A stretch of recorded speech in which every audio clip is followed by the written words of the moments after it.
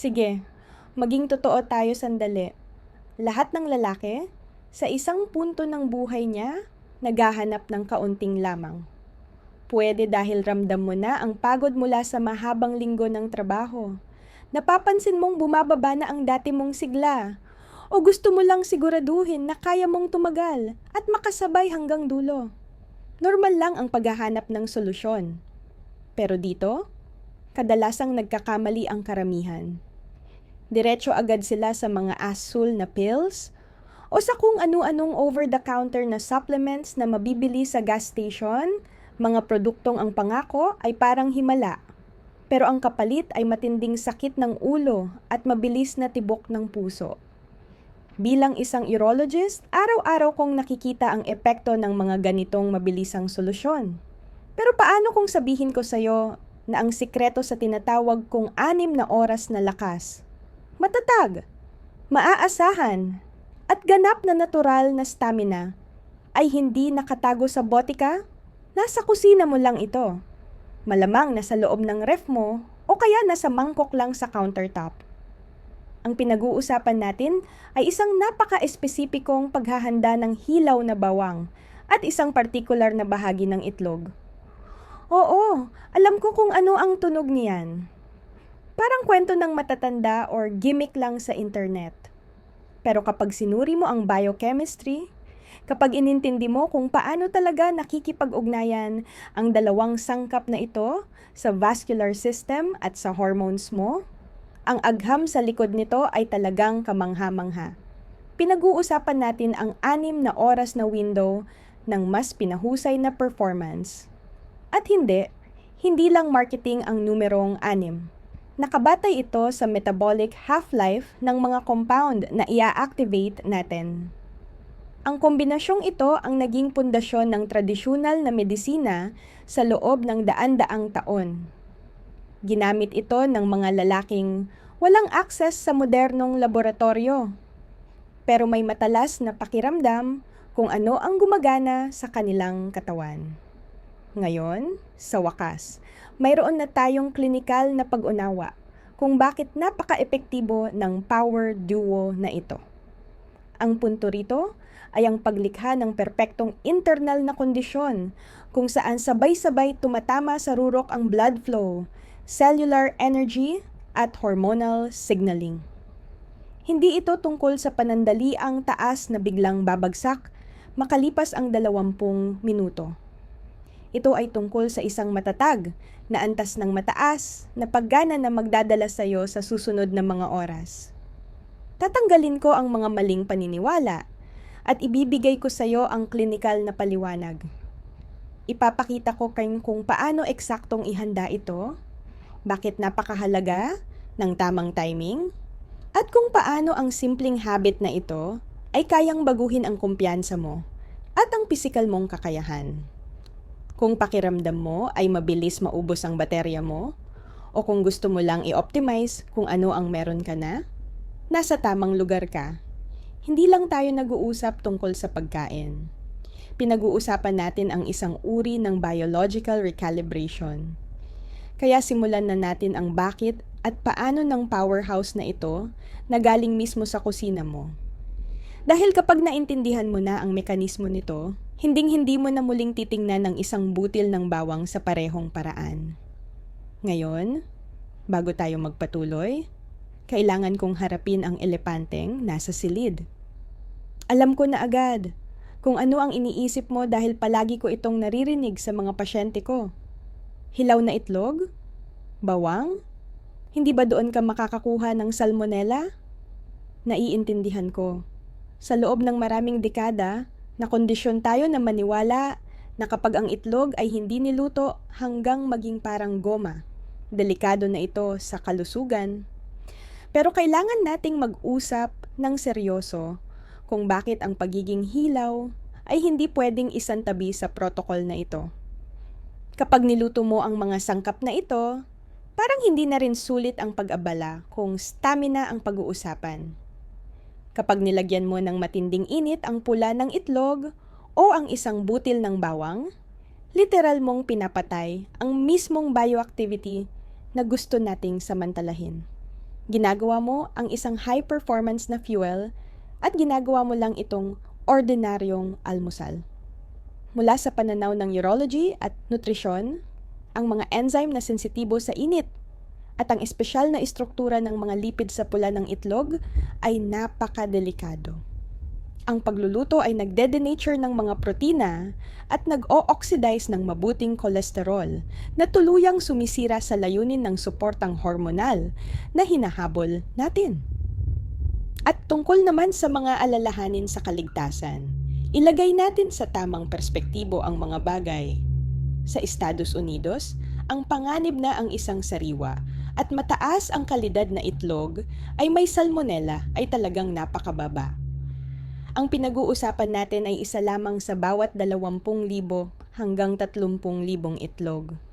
Kapag kumukuha ka ng di kalidad na pastured eggs mula sa isang mapagkakatiwalaang supplier, lalo pang bumababa ang risk na yon dahil ang mga inahing manok ay hindi nakatira sa masisikip at maruruming kondisyon kung saan madaling dumami ang bakterya. Bilang doktor, palagi kong tinitingnan ang risk-reward ratio. Kapag tinimbang mo ang napakaliit na statistical risk laban sa napakalaki at dokumentadong benepisyo ng hilaw na pagkain, mga buhay na enzyme at hindi na oxidized na taba, palaging panalo ang benepisyo para sa isang malusog na adult. Isipin mo ito tulad ng pagkain ng sushi o rare na steak. May tiyak na culinary at medicinal na dahilan kung bakit iniiwasan ang init sa ganitong paghahanda. Ang pagiging hilaw ang siyang nag-iingat sa life force ng mga sustansya. Kailangan nating manatiling buo ang mga phospholipids para direkta silang makapasok at maisama sa mga cell membrane mo. Kailangan nating manatiling volatile ang mga sulfur compounds sa bawang para matrigger nila ang paglabas ng nitric oxide sa iyong mga blood vessel. Kapag pinakuluan mo ito, mawawala ang epekto. Ganoon lang kasimple. Hindi lang tayo kumakain para sa calories. Kumakain tayo para sa chemical signaling. Kaya kung malalampasan mo ang mga lumang stereotype na parang sa pelikulang Rocky, at titingnan mo ito bilang isang clinical delivery system ng hilaw at makapangyarihang nutrients, makakakita ka ng resulta na hindi kayang ibigay ng lutong pagkain. Ang target natin ay maximum bioavailability. Ibig sabihin, gusto nating pumasok ang mga compound na ito sa sistema mo sa pinaka-natural at pinaka-aktibong anyo nila. Kapag naunawaan mo na ang raw ay katumbas ng active, magsisimulang magkatugma ang buong estratehiya. Ito ay tungkol sa paggalang sa chemistry na hinahabol natin. Ang pinakadirektang daan patungo sa cellular energy at ang vascular dilation. At ang daang iyon ay hindi dumadaan sa kawali. Pag-usapan natin ang unang kalahati ng power duo na ito, ang bawang. Para sa karamihan ng tao, ang bawang ay iniisip lang bilang sanhi ng mabahong hininga o pampasarap ng pasta sauce. Pero sa mundo ng urology at vascular health, ang bawang ay isang mabigat na armas. Ang tunay na hiwaga nito ay nasa isang sulfur-based compound na tinatawag na allicin. Pero may mahalagang detalye rito. Ang allicin ay hindi talaga umiiral sa isang buo at hindi nasirang butil ng bawang. Nabubuo lang ito sa pamamagitan ng isang chemical reaction kapag ang bawang ay physical na na-stress. Kapag dinurog, tinadtad o hiniwa mo ang bawang, binabasag mo ang cell walls ng halaman na nagpapahintulot sa isang enzyme na tinatawag na aliinas na makasalubong ang isang compound na tinatawag na aliin. Ang pagkakamay na ito ang lumilikha ng allicin, ang bioactive powerhouse na hinahabol natin. Kaya hindi pwedeng lulunukin mo lang ang isang buong butil ng bawang na parang tableta at umasa ng resulta. Kailangan mong ikaw mismo ang mag-trigger ng chemistry.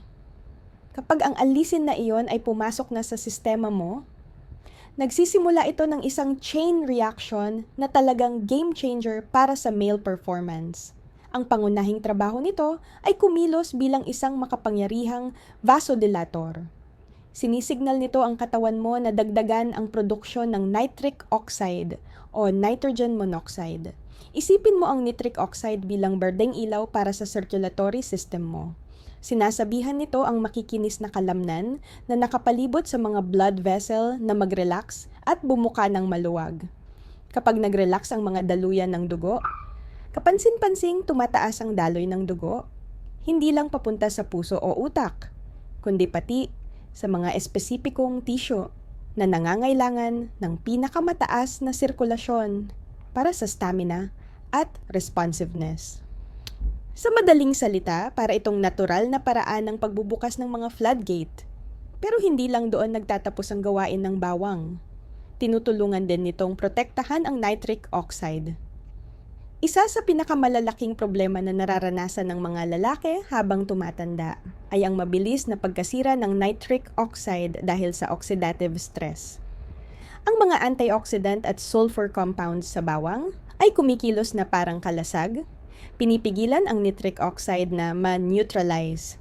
Ibig sabihin, mas matagal na nananatiling bukas ang pintuan para sa daloy ng dugo kaysa karaniwan. Pinag-uusapan natin dito ang mas mahusay na arterial flexibility at mas kaunting paninigas, na siyang dalawang pinakamahalagang salik para sa tuloy-tuloy na performance. Kung ang mga blood vessel mo ay matigas at hindi tumutugon, walang saysay kung gaano kalakas ang drive mo. Hindi lang gagana ang plumbing. Inaayos ng bawang ang plumbing. Tinitiyak nitong ang cardiovascular system mo ay elastic at handang harapin ang mas mataas na demand ng pisikal na aktibidad sa loob ng maraming oras. Para itong pag-upgrade ng mga tubo sa bahay mo at pinalitan ng high pressure na tanso, mas maayos ang daloy ng lahat. At dahil ang mga sulfur compound na ito ay may sustained release sa katawan, hindi ka lang nakakakuha ng 5 minutong boost. Naghahanda ka ng entablado para sa mas mahabang panahon ng peak vascular efficiency. Ito ang pundasyon ng 6 na oras na lakas na hinahanap natin.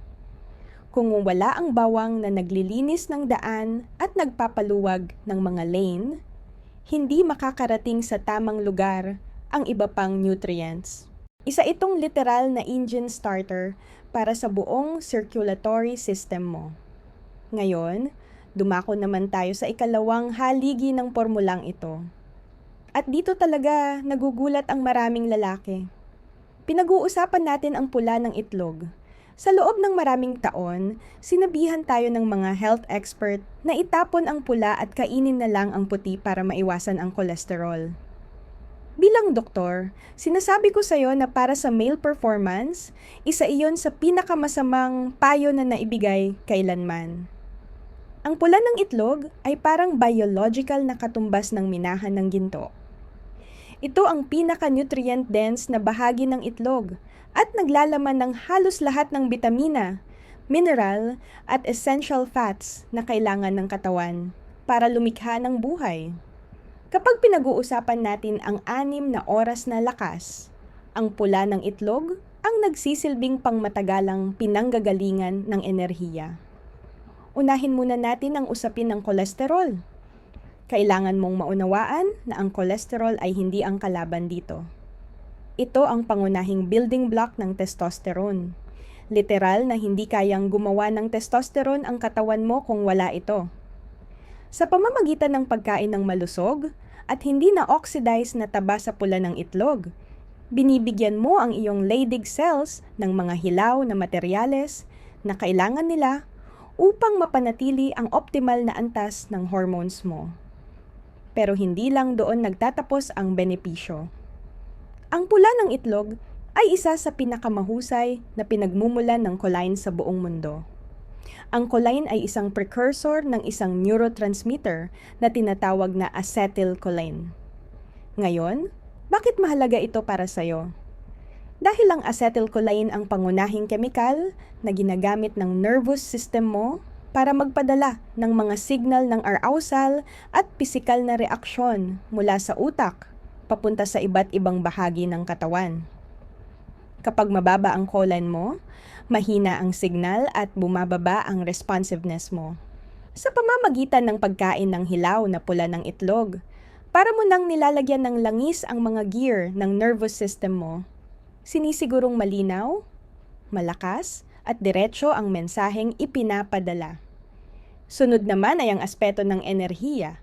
Ang mga pula ng itlog ay punong-puno ng B vitamins tulad ng B6, B12, at folate na nagsisilbing spark plug ng metabolismo mo. Sila ang tumutulong na gawing usable cellular energy ang pagkain na kinakain mo. At hindi tulad ng caffeine pill na nagbibigay ng nanginginig at biglaang taas ng enerhiya, ang enerhiya mula sa pula ng itlog ay stable at tuloy-tuloy. Mas pinatitibay pa ito ng isang compound na tinatawag na CoQ10 na matatagpuan din sa yolk. Direktang gumagana ang CoQ10 sa loob ng mitochondria mo, ang mga power plant ng iyong mga cell, para gumawa ng ATP na siyang totoong currency ng pisikal na lakas. Kapag mataas ang antas ng CoQ10 sa sistema mo, nagagawa ng mga kalamnan at ng puso mo na panatilihin ang mataas na output sa mas mahabang panahon nang hindi agad bumabagsak sa matinding pagod. Dagdag pa rito, nakakakuha ka rin ng malaking dami ng fat-soluble vitamins gaya ng A, D, E, at K. Ang bitamina D, lalo na, ay mas kumikilos na parang hormone kaysa karaniwang bitamina at direktang konektado sa lakas ng kalamnan at libido. Sa hilaw na anyo nito, ang mga sustansyang ito ay lubhang bioavailable. Ibig sabihin, hindi na kailangang magtrabaho ng husto ng katawan mo para tunawin o i-convert ang mga ito. Diretso na silang kumikilos. Para mo nang pinapakain ng katawan mo ng high-octane concentrate ng lahat ng kailangan nito para manatiling on sa loob ng maraming oras. Ito ang perpektong mabagal pero tuloy-tuloy na apoy na nagpapanatiling solid ang stamina mo. Kahit matagal, nang pumalya ang simpleng sugar o carb boost. Kaya bakit nga ba natin sila pinagsasama? Bakit hindi na lang kumain ng isang butil ng bawang at mag-omelette na lang mamaya? Ang sagot ay nasa konsepto ng synergy. Sa medisina, ang synergy ay kapag ang isa plus isa ay hindi lang katumbas ng dalawa, kundi nagiging 5. Kapag pinagsama mo ang hilaw na bawang at hilaw na pula ng itlog, lumilikha ka ng isang biochemical reaction kung saan pinapalakas ng dalawang sangkap ang isa't isa habang tinatakpan ang kani-kanilang kahinaan. Isipin mo ito ganito. Ang bawang ang accelerator at ang pula ng itlog ang fuel tank. Halos agad kumikilos ang bawang para paluwagin ang mga blood vessel at ihanda ang circulatory system para sa aksyon. Binubuksan nito ang eksena sa pamamagitan ng pagdami ng nitric oxide sa katawan, pero ang nitric oxide ay isang short-lived na molecule.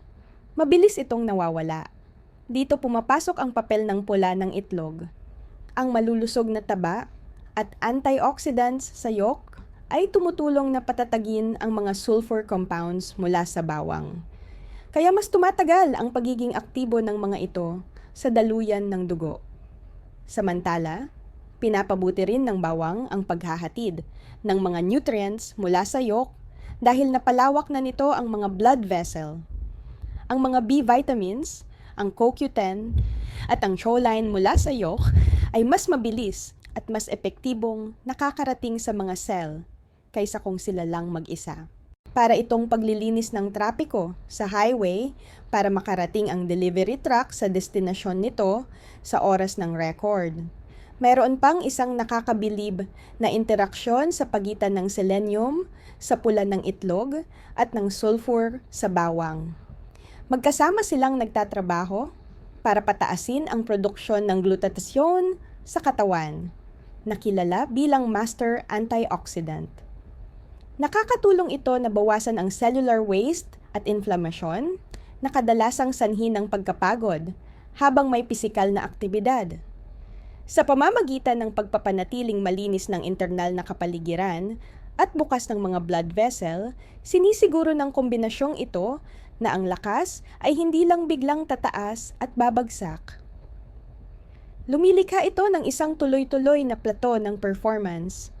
Ang pula ng itlog ang nagbibigay ng mabagal pero pangmatagalang hormonal at cellular energy, habang sinisiguro naman ng bawang na ang delivery system ay laging bukas at handang tumugon. Hindi ka lang nakakakuha ng pansamantalang lakas. Talagang ina-optimize mo ang dalawang pinakamahalagang sistema para sa stamina, ang vascular system at ang nervous system. Ito ang dahilan kung bakit maraming lalaking gumagamit ng kombinasyong ito ang nagsasabing ang pakiramdam ng kahandaan at sigla ay hindi lang tumatagal ng ilang minuto, kundi nananatili sa buong 6 na oras na window. Isa itong kumpletong 300 at 60 degree na approach sa male physiology. Isang sangkap ang nag-aayos ng plumbing, ang isa naman ang nagbibigay ng power. At magkasama nilang sinisigurong bukas ang ilaw hanggat kailangan mo. Ngayong naiintindihan mo na ang agham sa likod nito, gagabayan kita kung paano eksaktong ihanda ito sa sarili mong kusina. Hindi lang ito basta paghahalo sa isang mangkok. Ang tamang pagkakasunod-sunod at teknik ang dahilan kung bakit ito nagiging parang gamot at hindi lang simpleng merienda. Una, pag-usapan natin ang bawang. Hanggat maaari, pumili ka ng sariwa at organic na mga butil ng bawang. Iwasan ang mga pre-peeled na nasa garapon o tubo dahil dumaan na ang mga iyon sa proseso at kadalasang may preservatives na pumapatay sa mga enzyme na kailangan natin. Kumuha ng 2 hanggang 3 katamtamang laki ng butil at balatan ang mga ito. Ngayon, ito ang pinakamahalagang hakbang. Kailangan mong durugin ang bawang. Maaari kang gumamit ng garlic press o ng patag na bahagi ng mabigat na kutsilyo. Ang mahalaga ay pisikal mong madurog ang mga cell para mailabas ang alainas enzyme na nabanggit ko kanina. Kapag nadurog na sila at naging parang paste, hayaan mo muna itong nakahiga sa chopping board ng eksaktong 10 minuto. Huwag mong lalaktawan ito. Ang 10 minutong activation period na ito, ang mismong oras kung kailan nagaganap ang chemical reaction na lumilikha ng alisin. Kapag kinain mo ito ng masyadong maaga o hinalo agad, hindi mo makukuha ang buong benepisyo para sa blood vessels mo. Habang nagcha-charge ang bawang mo, ihanda naman natin ang itlog. Humanap ka ng pastured or pasture-raised na itlog. Ito ang mga itlog mula sa mga inahing manok na talagang nakakalabas, kumakain ng insekto, at nakakakuha ng sikat ng araw. Makikita mo agad ang kaibahan sa oras na basagin mo ito. Ang pula ay malalim at matingkad na orange, hindi yung maputlang dilaw na karaniwan sa murang factory eggs. Ang kulay orange na iyon ay palatandaan ng mataas na carotenoid at nutrient density. Maingat na basagin ang itlog at paghiwalayin ang pula sa puti. Maaari mong itabi ang puti para sa protein shake mamaya o itapon kung gusto mo. Pero para sa power protocol na ito, ang kailangan lang natin ay ang gintong pula. Ilagay ang yolk sa isang maliit na mangkok na salamin o ramekin. Kapag tapos na ang 10 minutong oras ng bawang, ilagay lahat ng dinurog na bawang sa mangkok kasama ng pula ng itlog. Gumamit ng maliit na whisk o kahit tinidor lang para paghaluin sila hanggang maging makinis at pantay ang timpla. Siguraduhin ang bawang ay lubusang nakahalo at nakasuspinde sa taba ng yolk. Ang emulsification process na ito ay tumutulong pang protektahan ang bawang mula sa asido ng tiyan mo, kaya mas marami rito ang naa-absorb sa maliit na bituka. Ang resulta nito ay isang makapal, kulay gintong, at napakalakas na concentrate. Ilang minuto lang ang aktwal na paghahanda, pero ang kapalit ay oras-oras na suportang pisyolohikal. Para kang gumagawa ng isang high-performance shot na idinisenyo para tamaan ang sistema ng katawan mo ng eksakto at diretso sa target. Simple lang ito. Mura. Pero kapag ginawa gamit ang tamang paraan ng pagdurog at tamang proporsyon, napaka-epektibo nito. Aaminin ko na agad. Ang pag-inom ng hilaw na pula ng itlog na hinaluan ng dinurog na bawang ay hindi katulad ng pag-inom ng isang pino at mamahaling Napa Valley Cabernet. Matapang ang lasa. Matapang ang amoy ng sulfur mula sa bawang. At para sa ibang lalaki, medyo mahirap tanggapin ang texture ng yolk. Pero ito ang sikreto ni Doc Amelia. Maaari mo itong gawing mas masarap at mas epektibo pa sa pamamagitan ng pagdagdag ng ilang piling sangkap na panglasa. Kung ang lasa ang pumipigil sa'yo, magsimula ka sa pagdagdag ng halos kalahating kutsarita ng hilaw at hindi sinalang pulot. Hindi lang nito tinatabunan ang talim ng lasa ng bawang, ang pulot mismo ay isang natural na vasodilator. Mayroon itong mga enzyme na tumutulong sa katawan na mas mabilis maabsorb ang mga mineral mula sa pula ng itlog. Para itong masarap na sasakyang panghatid ng sustansya. Isa pang pro tip ay ang sariwang katas ng lemon. Ang asim ng lemon ay may dalawang ginagawa. Tinutulungan nitong bawasan ang matapang na amoy ng bawang sa hininga mo pagkatapos at ang bitamina C nito ay gumagana ng sabay sa bawang para patibayin ang mga pader ng blood vessels mo. Kung gusto mo talagang pumunta sa full performance mode, inirerekomenda ko ring haluan ito ng isang kutsarita ng extra virgin olive oil. Ang malulusog na monounsaturated fats sa olive oil ay tumutulong sa mas mahusay na emulsification ng halo na nagbibigay proteksyon sa mga fat-soluble vitamins tulad ng A at D habang dumadaan sila sa tiyan mo. Kung ikaw naman ay mahilig sa kaunting anghang, ang isang napakaliit na kurot ng cayenne pepper ay napakagandang dagdag. Ang cayenne ay may capsaicin na nagbibigay ng agarang microcirculatory boost. Pinapagalaw na ang dugo mo bago pa man tuluyang umepekto ang bawang. Ngayon, pag-usapan natin ang isyu ng hiningang may amoy ng bawang. Totoo iyan. At alam kong pwede itong ikabahala, lalo na kung may balak kang mapalapit sa ibang tao.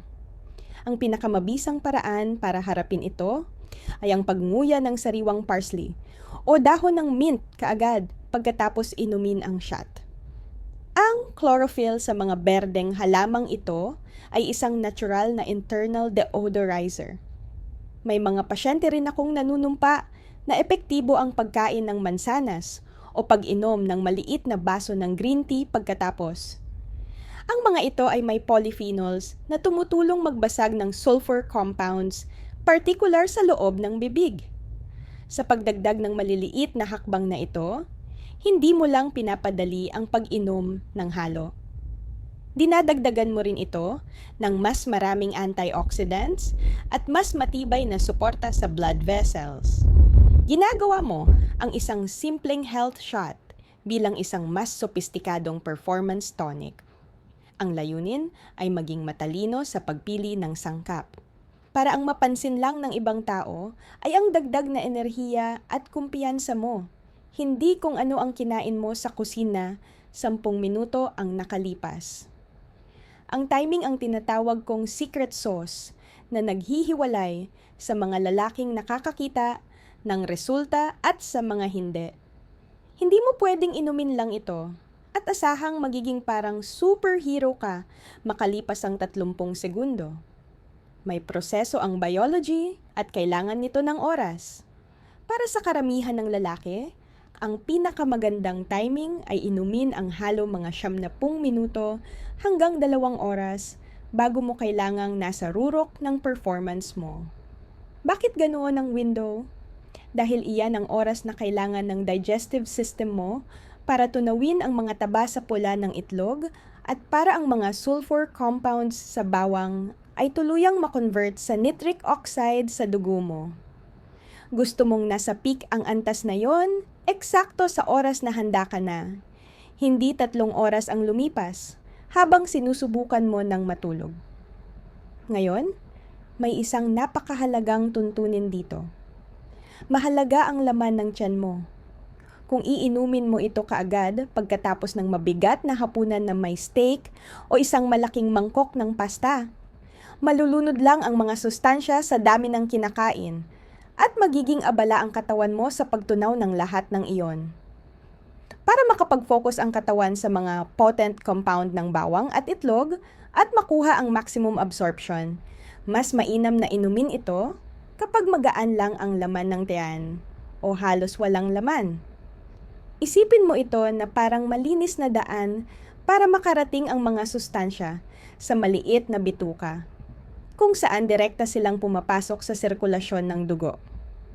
Marami sa aking mga pasyente ang mas gustong gawing morning ritual ito.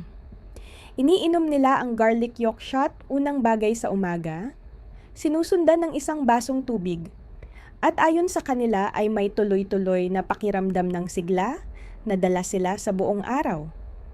Hindi nila nararanasan ang biglang pagbagsak ng enerhiya sa hapon at nananatiling mataas ang pisikal na responsiveness nila hanggang gabi. Yan ang ganda ng 6 na oras na window. Mahaba itong plato ng performance. Kung gagamitin mo naman ito para sa isang particular na event sa gabi, planuhin mo lang ng maayos ang oras sa kusina. Durugin ang bawang, hintayin ang 10 minuto, haluin, at inumin ito mga 2 oras bago ang oras na kailangan mo. Binibigyan nito ng sapat na oras ang showline para umabot sa utak mo at ang alisin para buksan ang vascular system mo. Pagdating ng oras na kailangan mo na, handa na ang katawan mo at nasa estado na ng pagiging alerto at preparado. Hindi mo pinipilit ang reaksyon. Pumapasok ka lang sa isang physiological na kondisyon na naka-optimize na at naghihintay na lang ng senyales para kumilos.